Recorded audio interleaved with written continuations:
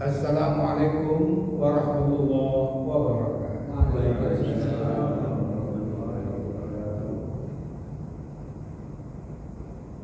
Alhamdulillah, alhamdulillahilladzi nasta'inuhu wa nastaghfiruh wa na'udzu billahi min shururi anfusina wa min sayyiati a'malina. May yahdihillahu fala mudilla lahu wa may yudlil fala hadiya lahu. Asyhadu an la ilaha illallah wahdahu la syarika lahu wa asyhadu anna Muhammadan 'abduhu wa rasuluhu la nabiyya ba'da. Allahumma shalli wa sallim ala sayyidina Muhammadin wa ala alihi wa sahbihi. Bapak-bapak jamaah hidayah yang berbahagia, kembali pada malam ini kita sejenak bersama dalam taklim. Mudah-mudahan keberadaan kita dirahmati, diberkati Allah Subhanahu wa taala. Dan kebetulan besok kita akan memperingati hari ulang tahun kemerdekaan Republik Indonesia yang ke-81. Plus minusnya ya, plus minus bagi bapak-bapak yang telah banyak hampir setiap tahun melewati hari-hari yang bersejarah ini, banyak peristiwa-peristiwa yang kita lewati bersama. Tapi kita masih walaupun bagaimanapun juga kita alhamdulillah kepada Allah Subhanahu wa taala. Kenapa? Karena memang satu yang kita takutin, kita yang khawatir adalah walaupun katakanlah kondisi masyarakat kita dalam keadaan compang-camping ya, tapi kemerdekaan itu masih ada, negara ini masih ada. Yang kita khawatirkan kalau ada terjadinya pertumpahan darah, perang saudara dan segala macam. Nauzubillah, nauzubillah. Karena memang yang namanya perang saudara, saya pernah mengalami itu di sebuah negara Arab. Memang ya, kalau perang saudara itu memang tidak ada nyamannya, tidak ada nyaman. Jadi kita bekerja, orang tua tidak bisa bekerja, anak-anak juga tidak bisa sekolah, dan memang segala sesuatunya sangat sulit. Tapi seperti yang saya katakan sekali lagi, dengan apa positif dan negatif kondisi yang sekarang ini, kita alhamdulillah kepada Allah Subhanahu wa taala. Mudah-mudahan kedepannya tentu semakin baik. Memang tidak apa ya Pak ya, tidak gampang untuk menjadi seorang pemimpin. Tidak gampang untuk menjadi seorang pemimpin. Baik kita, tapi kata orang lain kita tidak baik. Banyak yang kita perbuat untuk rakyat, tapi kata yang lain tidak ada apa-apanya. Nah, itulah makanya yang paling berat, janganlah sekali-kali kita minta kepada diri, minta kepada Allah untuk menjadi seorang pemimpin. Berat untuk menjadi seorang pemimpin. Kembali pada malam ini sedikit kita menyinggung bahwasanya tugas utama daripada Rasulullah itu adalah dua.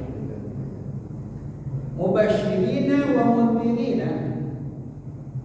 Dalam sebuah hadis dikatakan, dalam hadis yang diriwayatkan oleh Abdullah bin Umar bin As, innahu lam yakunu nabiyyan qabli illa kana haqqan alaihi an yadullu ummatan ala khairihi wa syarrihi wa yu'allimu lahum wa yaqdimu lahum ma ya'lamun.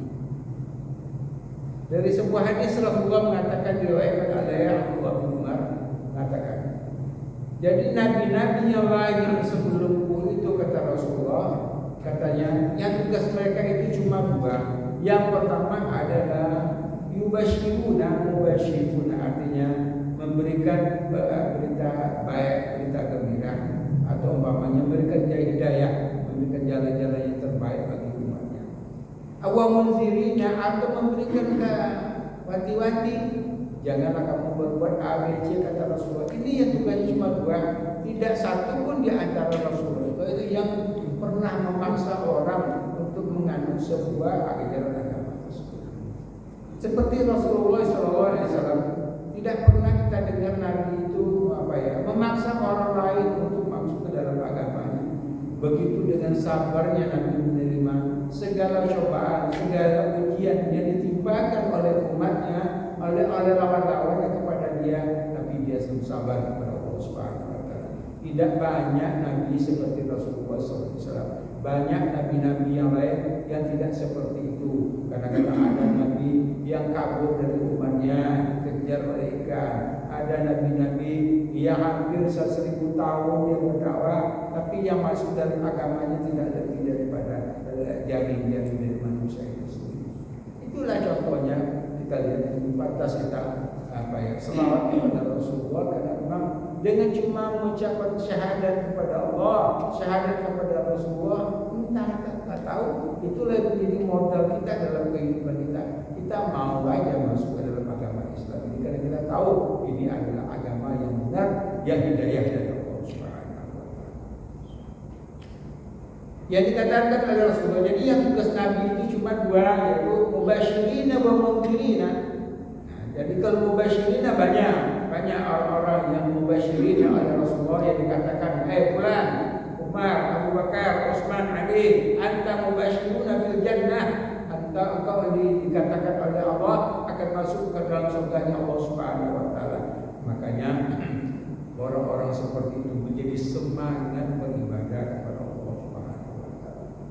Kalau umpamanya ada Rasulullah di depan kita ngomong kepada kita, Ustaz, fulan katanya Allah memberikan berita yang baik buat kamu itu akan masuk surga. Mungkin semuanya kita gadaikan hidup kita itu untuk berjuang dengan Allah Subhanahu wa taala. Tapi kita jauh, hampir 15 abad jarak kita dengan Rasulullah. Hanya yang kita tahu adalah kitab Allah dan sunnahnya Rasul. Itu yang jadi perintah kita. Itu pun kita mau. Coba bayangkan, makanya Nabi dalam beberapa hadis mengatakan kepada umatnya, wahai umatku, katanya, yang terbaik itu dari umat itu adalah qarni, tsumma qarni, tsumma qarni. Yang terbaik dari umat itu adalah orang-orang di zamanku, kata Rasulullah. Jadi karena memang tahu apa yang menjadi mereka itu berjuang di jalan Islam, katanya itu yang terbaik, katanya berjuang bersama Rasulullah. Anda bayangkan dalam kondisi umat Islam sewaktu zaman Rasulullah, mereka tidak punya apa-apa, yang modal mereka itu cuma keyakinan kepada Allah Subhanahu wa taala. Itu modalnya. Tapi kalau bapaknya kita banding-bandingkan, walaupun Nabi mengatakan yang terbaik itu adalah Rasulullah, tapi kalau menurut ijtihad saya sendiri, mungkin yang terbaik adalah orang-orang yang di zaman kita yang sekarang. Kita tidak pernah melihat supaya kita diajak kuburan Rasulullah. Itu pun tidak semua orang melihat makam Rasulullah. Yang kita tahu cuma yang menjadi panutan kita cuma kitab Allah wa sunnatul Rasul. Begitu pun yang 2 inilah yang menyebabkan kita itu mau kita memasukkan kepada alam Islam. Apa yang menjadi wanti-wanti oleh Rasulullah, yang selalu diingatkan oleh Rasulullah. Yang pertama dikatakan oleh Rasulullah, Nabi mengingatkan kalau umpamanya bercerita masalah musyrik, mungkin semua sahabat tahu lah apa yang orang-orang musyrik itu, karena mereka baru kemarin keluar dari ajaran berhala. Kemudian mereka tahu lah apa yang mensekutukan Allah. Tapi dalam kesempatan lain mengatakan kepada sahabat-sahabatnya, wahai sahabat-sahabatku, katanya, bahwasanya ana akhafu alaikum, katanya, saya takut kepada kamu, katanya, syirkul khafi. Yang saya takutkan kepada kamu adalah syirik yang tersembunyi, kata Rasulullah SAW. Ya Rasulullah, apa itu syirik yang tersembunyi, ya Rasulullah? Nabi mungkin mengatakan syirik tersembunyi adalah riya. Itu artinya orang yang pamer dalam ibadah kepada Allah Subhanahu wa taala. Ini yang tidak dipahami oleh para sahabat. Sahabat itu mungkin mereka menerjemahkan yang namanya syirik itu menceritakan Allah, tapi yang namanya sahabat tidak pernah tergambar oleh dalam dirinya bahwasanya ada syirik khafi, artinya orang pamer dengan perbuatannya kepada Allah Subhanahu wa taala. Jadi bukan ikhlas kepada Allah Subhanahu wa taala, tapi dia pamer kepada orang lain. Ini kadang-kadang dalam kehidupan kita ini yang selalu kita hindari. Ini yang namanya syirik khafi. Ini adalah penyakitnya daripada orang-orang amal soleh. Jadi orang-orang yang berbuat baik ini penyakitnya itu adalah yang syirik khafi. Artinya orang tahu, orang beragama, orang berakal, orang yang punya pendidikan, orang yang tahu segala-galanya. Cuma di situ Nabi mengatakan, iya syirkul khafi. Artinya kamu berhati-hati kata Rasulullah SAW. Banyak daripada Ahmad Muhammad mengatakan juga kepada kita, apa yang dikatakan syirik khafi katanya. Banyak daripada sahabat-sahabat Rasulullah katanya, mereka melaksanakan ibadah haji, mereka melaksanakan ibadah umrah, mereka melaksanakan ibadah sholat. Cuma kadang-kadang ada tersembunyi dalam pikiran mereka, dalam hati mereka itu, mereka melakukan adalah untuk supaya disanjung oleh orang lain. Mereka melakukan ibadah kepada Allah itu dipuji oleh orang lain. Na'udzubillah. Tapi kalau menurut pikiran saya, kalau sekedar orang beribadah kepada Allah Subhanahu wa taala untuk datang ke masjid untuk dipuji orang, mungkin kalau dia datang 1 kali 2 kali mungkin itu bisa terjadi. Tapi kalau umpamanya mulai datang ke Betul Hidayah, mulai dari datangnya menjadi keramat, kemudian bertahun-tahun dia datang melaksanakan ibadah kepada Allah, datang kepada Betul Hidayah melaksanakan sholat jamaah, itu tidak ada sama sekali gambaran syirkul khafi, karena memang dia ikhlas ibadah kepada Allah Subhanahu wa taala. Kalau syirik khafi ini kadang-kadang ada keinginan-keinginan lain. Jadi keinginan-keinginan yang mamanya dipuji oleh orang mamanya, biasanya orang sedekah biasanya. Tapi ini yang sedekah ini biasanya orang OKB biasanya. Yang pengen namanya disebut. Jadi dia nggak mau kalau hamba Allah, dia nggak mau hanya disebut fulan, haji fulan, menyumbang sekian juta. Nah, ini kadang-kadang kalau mamanya ada gambaran mamanya dia pengen berbuat itu, bukan hanya semata-mata karena Allah, tapi karena memang ada keinginan daripada dipuji oleh manusia. Tapi ini menurut saya tidak mengurangi kegiatan kita, keinginan kita untuk mengabdi masjid ini. Jangan kita katakan mamanya DKM, mamanya pengen dipuji, bukan itu maksudnya. Jadi niat nawaitu kita, apakah dia sebagai ustaz, apakah dia imam, apakah muazin, apakah imam, kalau umpamanya sebetulnya dia meluruskan niatnya kepada Allah Subhanahu wa taala. Wa qala Jibril, ada seorang ulama yang namanya Jibril katanya ulama katanya dia kalau umpamanya sholat sendiri katanya ada rasa nyaman, ada rasanya damai ya. Tapi kalau umpamanya sholat di depan orang ramai katanya, wah kadang-kadang katanya gerakan-gerakan yang ditimbulkan itu kadang-kadang di luar yang biasanya kan dilakukan. Kadang-kadang Allahu Akbar itu kadang-kadang lihat di kanan, kemudian mengangkat tangan juga begitu. Ini kadang-kadang yang dibuat-buat seperti itu yang kadang-kadang yang tidak kita inginkan. Cuma kadang-kadang saya katakan lagi, yang namanya syirkul khafi ini adalah penyakitnya daripada ahli ibadah. Nah, jadi ahli ibadah penyakitnya adalah syirkul khafi. Jangan sedikit pun tergambar dalam keyakinan kita, dalam hati kita berbuat itu adalah untuk orang lain, untuk dipuji oleh orang lain, tapi hanya mata-mata ikhlas kita kepada Allah. Itu jadi ya kita khawatir, jadi kita beribadah kepada Allah Subhanahu wa taala. Ini yang kita hindari. Kita hindarilah yang sampai ada perbuatan-perbuatan amal ibadah kita kepada Allah itu dicampuri oleh masalah-masalah yang lain. Yang kemudian dikatakan oleh Rasulullah, yang pertama itu adalah syirkul khafi, itu yang namanya riya. Yang kedua adalah as-sabiqun al-awwalun, artinya fasabiqun fasabiqul khairat, artinya mereka berlomba-lomba. Dalam sebuah hadisnya Nabi mengatakan kepada kita, is'adu wa halimu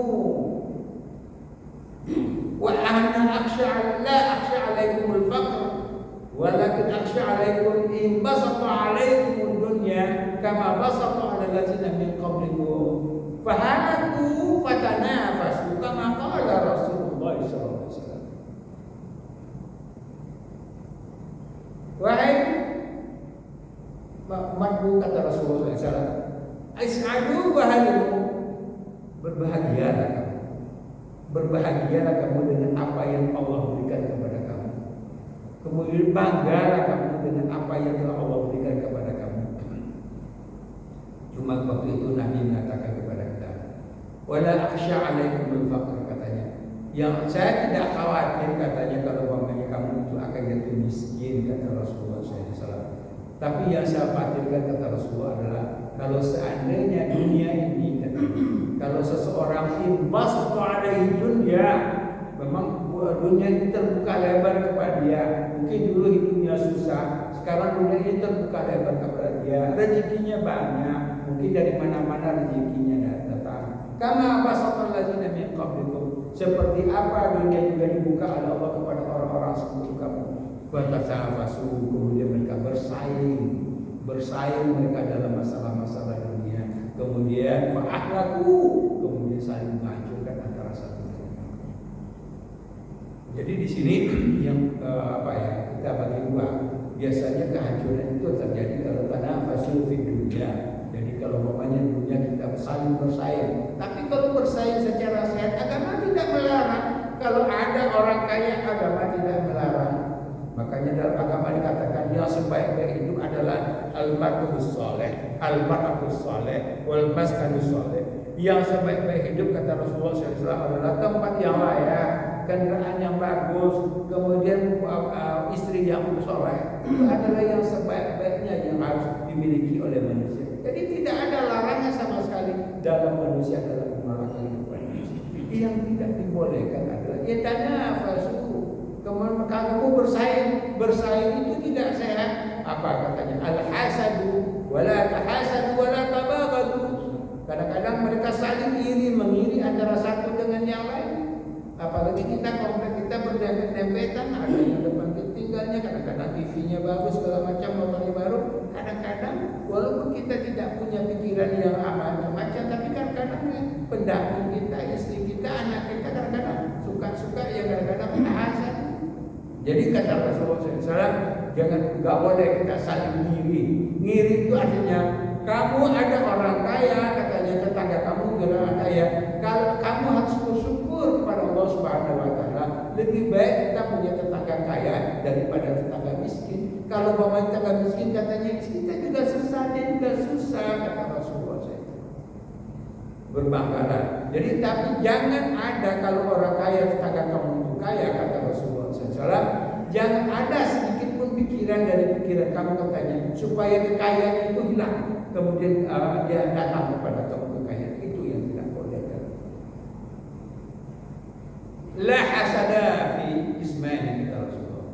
Boleh kamu itu dengki dua jenis, dua macam boleh dengki. Yang pertama, al-rajulun 'allamahu al-Qur'an wa ta'ala fil laili wa qala jaru wallahi azim kana sawtu azim.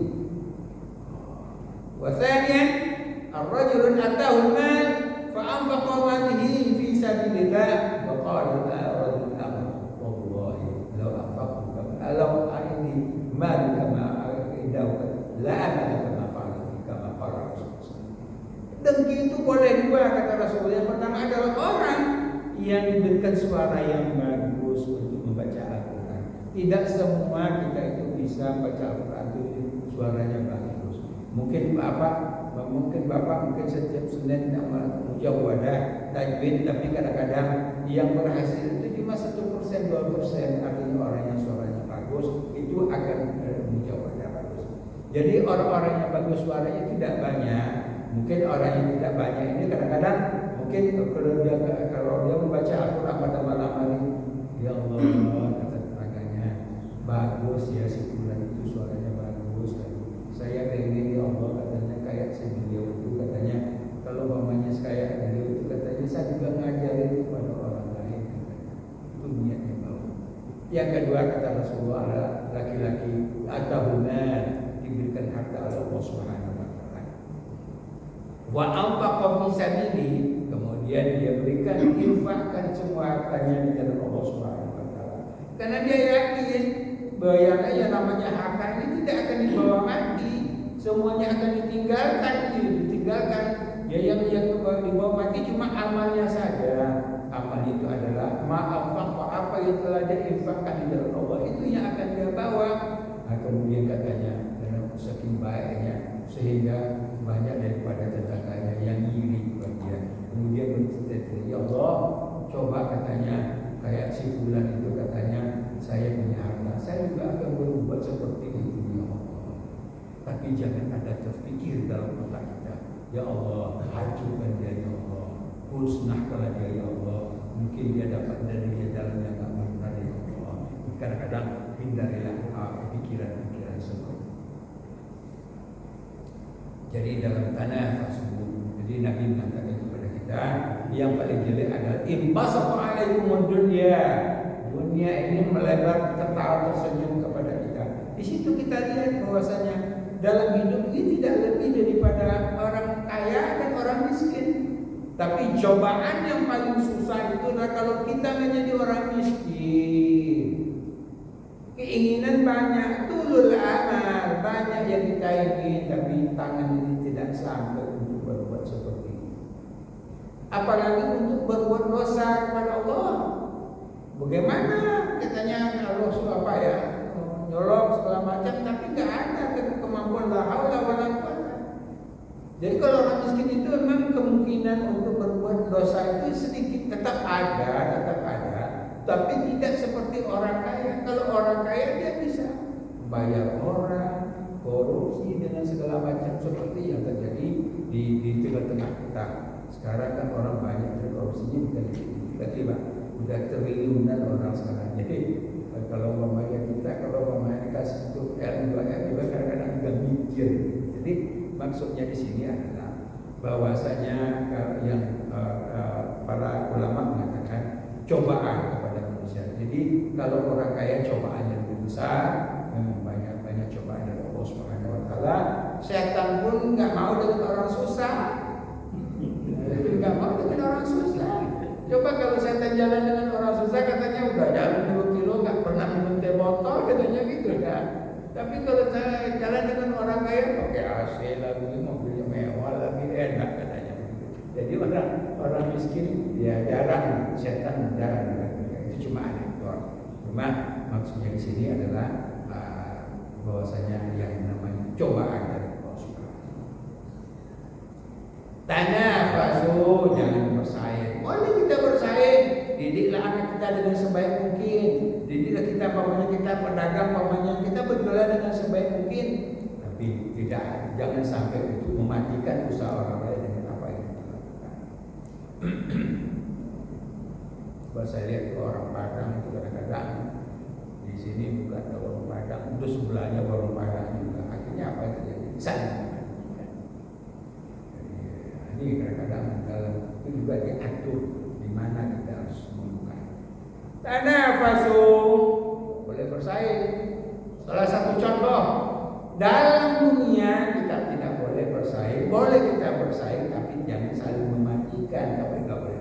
Tapi dalam beribadah kepada Allah Subhanahu Wa Taala, pertama, lau ta'lamuna fi safil awwali aw nida fasabaku fiha. Kalau seandainya manusia itu tahu untungnya ada di saf yang pertama ini, untuk kita cuma sholat cuma 2 saf ya. Tapi kalau tahu lah kita katanya itu keuntungan orang yang pertama datang dalam sholat subuh atau sholat apapun katanya, keuntungan orang yang berada di saf pertama. Aulida atau orang azan. Jadi kalau fasabaku fiha, kamu akan bersaing. Sweet mana yang paling dulu begitu nilainya di hadapan Allah Subhanahu. Nah, kalau kita kata bari azan gitu. Padahal nilai itu sangat kadang-kadang Pak Irwan walaupun dia duduk, dia tahu dulu nilai hadis itu dia katanya ada katanya nilainya tahu masalah. Sahabat Kufiah kemudian pernah terjadi pada persaingan yang terjadi, tapi bukan dalam masalah dunia. Persaingan terjadi dalam masalah ukhrawi, masalah agama. Sebetulnya antara Umar dan Abu Bakar itu juga terjadi persaingan, tapi persaingannya ya sehat-sehat aja.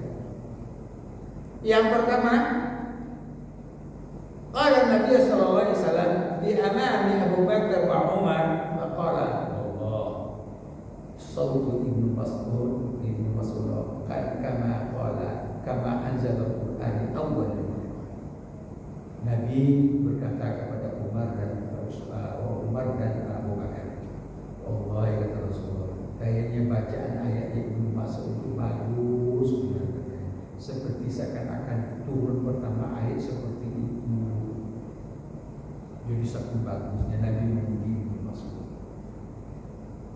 Tahu-tahunya jam sebelum subuh jam 3 Umar datang kepada Ibnu Mas'ud.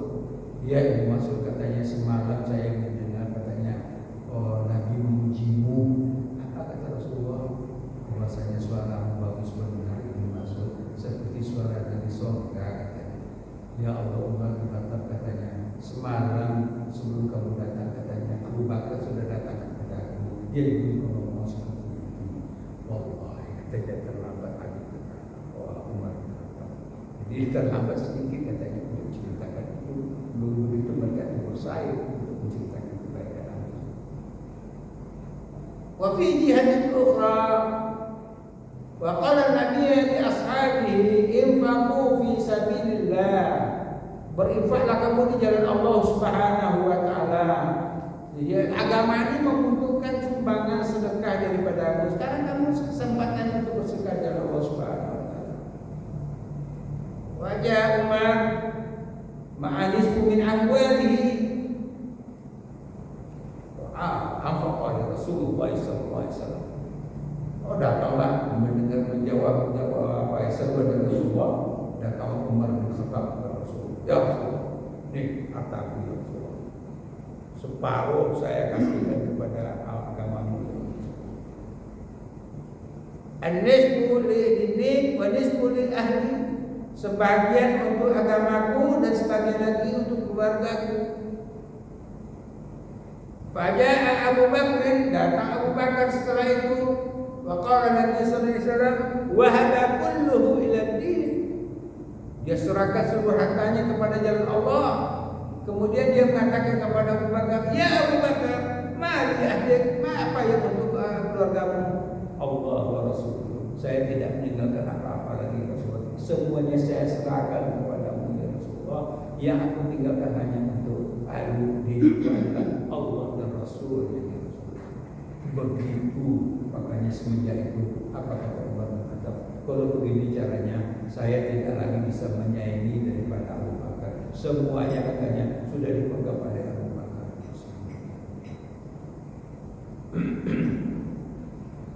Jadi di situ kita, ya kalau umpamanya persaingan dalam ibadah kepada Allah Subhanahu wa taala, dalam ibadah kepada Allah Subhanahu wa taala, kita boleh untuk bersaing siapa yang paling baik, siapa yang paling dahulu, dan siapa yang paling banyak amalnya kepada Allah Subhanahu wa taala.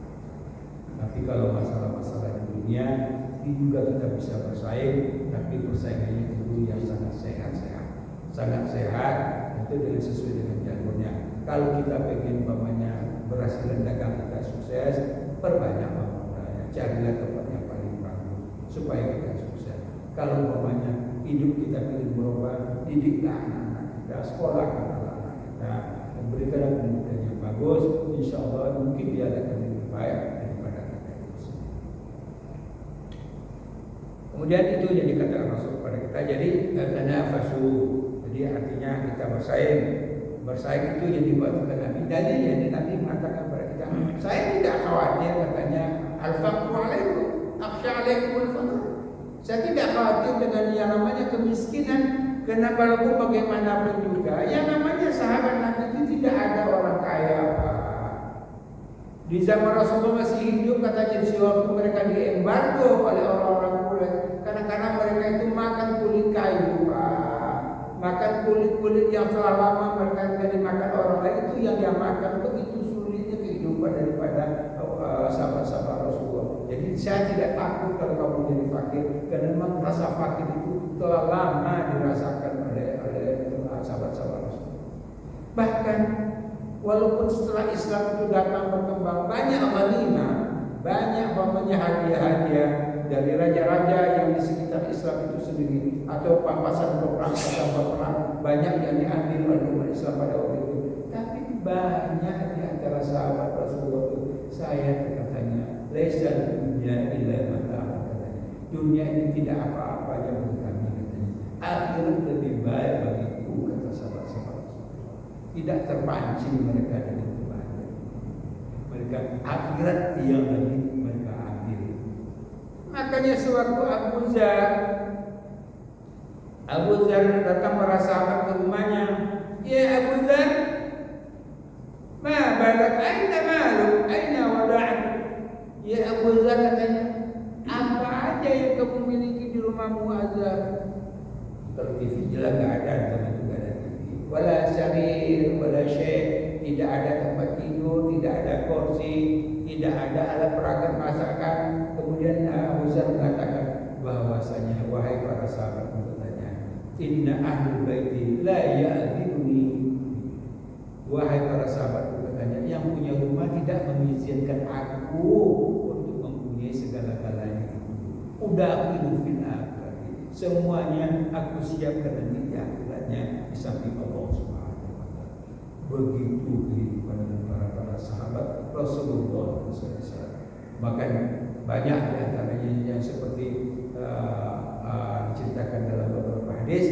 Ada kadang-kadang yang dulunya di zamannya kaya, di zaman Rasulullah, anak pangeran, anak sultan, dia masuk ke Islam, dia tinggalkan semua kekayaannya itu karena dia ingin berjuang di jalan Allah Subhanahu wa taala.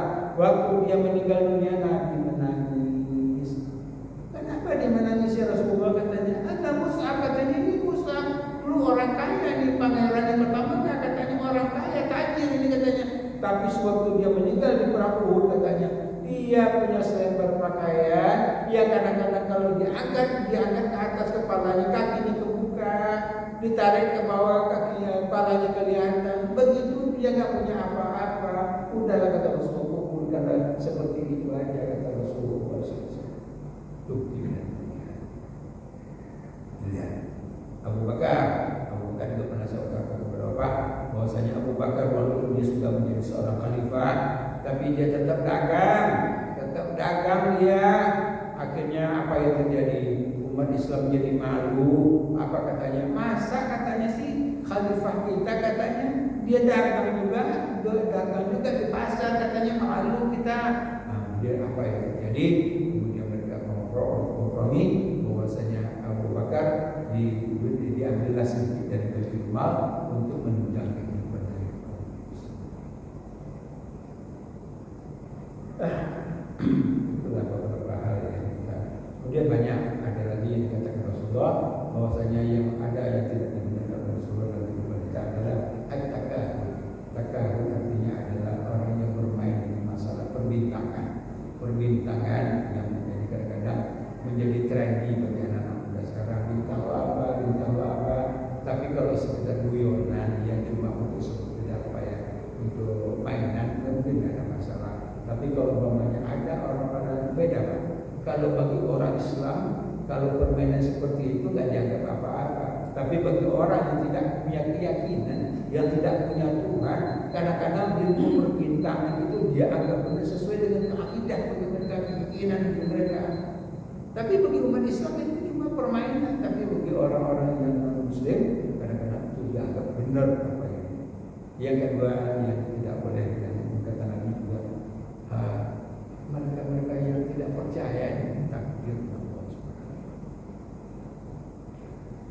Mereka tidak percaya dengan takdirnya Allah. Mungkin kadang-kadang kita harus tahu ya. Yang namanya takdir itu kadang-kadang adalah sesuatu kunci kehidupan itu sendiri. Anda percaya kepada takdir, Anda bisa menerima segala sesuatu apa yang telah ditentukan oleh Allah. Syar'i wa khairi. Apakah ketentuan baik dari Allah atau kita jelek dari Allah? Karena memang semuanya sudah ditetapkan oleh Allah. Wa asabahu seperti itu tadi dan masalah. Jadi semua telah ditentukan oleh Allah. Jadi kalau bangsa seorang Muslim dia beranggapan, ya udah semuanya sudah ditetapkan oleh Allah jauh sebelum kita lahir, katanya Allah sudah menetapkan. Sa'idan atau syari'ah, apakah kita bahagia atau bagaimana kita susah, telah ditentukan oleh Allah Subhanahu wa taala. Cuma mereka tidak tahu bahwanya segala sesuatu yang telah ditetapkan oleh Allah itu tidak terlepas dari kebijakan Allah Subhanahu wa taala. Allah sangat bijaksana. Jadi janganlah Anda merasa kecewa kalau umpamanya Allah memberikan cobaan kepada kita. Ada hikmah-hikmahnya. Kadang-kadang kita tidak bisa mencernanya. Ada apa ya Allah? Ada apa ya Allah? Kita harus sami'na wa ata'na. Jadi jangan sekali-kali kita menyusahkan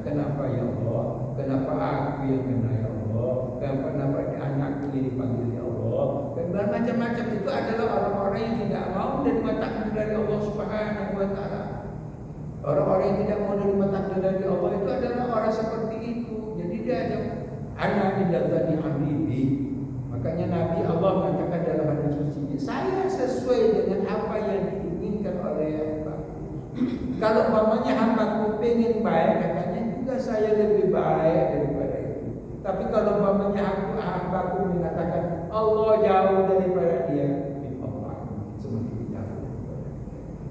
Makanya yang namanya kita jangan sekali-kali kita tidak percaya kepada takdir. Takdir itu adalah bahagian daripada kehidupan manusia itu sendiri. Apa hasil anak makalah apa saya. Jadi Nabi juga dalam ayatnya mengatakan kepada kita, Allah mengatakan kepada kita bahwasanya kami tidak menciptakan manusia itu dalam keadaan sia-sia. Semuanya sudah di-backup oleh Allah, diatur oleh Allah Subhanahu wa Ta'ala. Cuma yang dibutuhkan adalah kesabaran seseorang dalam menghadapi kehidupan manusia.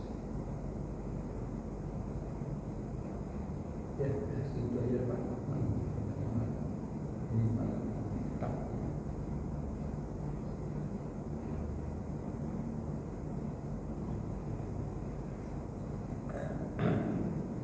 Jadi sebetulnya banyak yang tausiah. Jadi yang ibaratnya yang kita hati-hati.